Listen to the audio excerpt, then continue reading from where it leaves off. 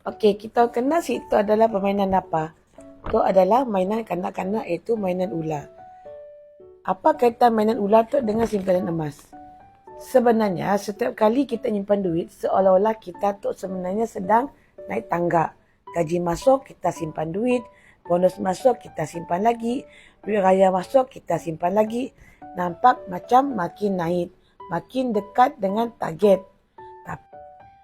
Tapi diam-diam ada ular sebenarnya. Duit bocor, si sedar. Belanja kecil-kecil tapi kerap. Ambil sikit jadolok. Hal kecemasan, si plan pun. Sekali kena terus melorot turun juga ketibah. Masalahnya, ramai orang ingat si cukup simpan. Padahal, banyak bocor jak sebenarnya. Mun kita nak menang game kewangan tu, bukan jak fokus naik tangga iaitu simpan, tapi kena juga elak ular ya, kebocoran.